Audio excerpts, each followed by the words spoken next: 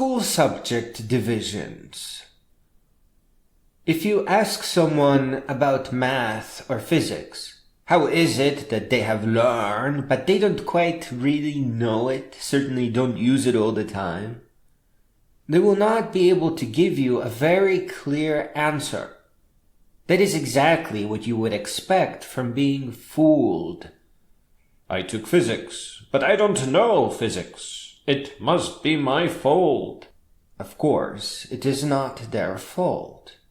It is just that whatever teachers were doing, or whatever they themselves were tricked into doing, was not teaching, but forcing people to perform, as if it was a theater or a circus.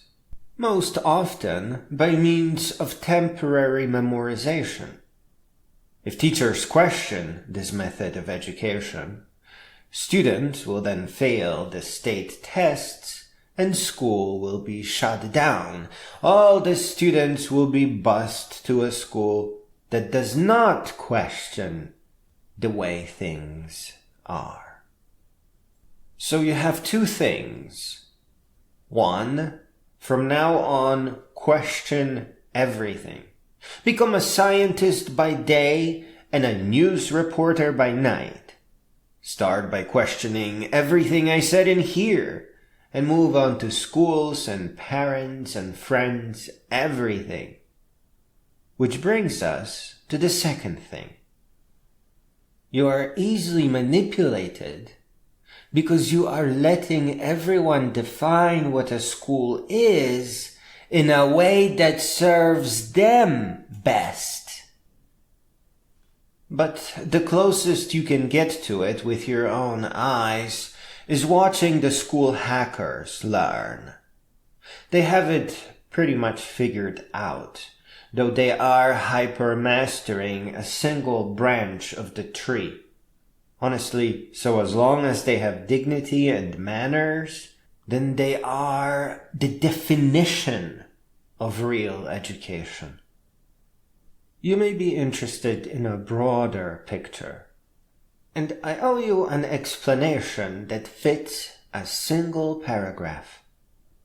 Therefore, my somewhat gloomy definition is as follows.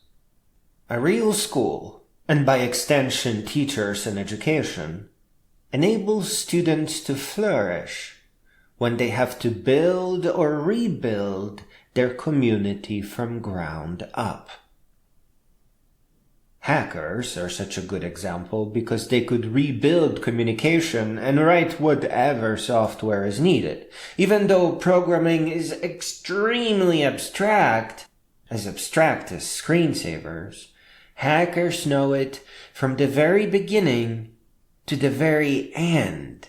They have no issue with practical applications.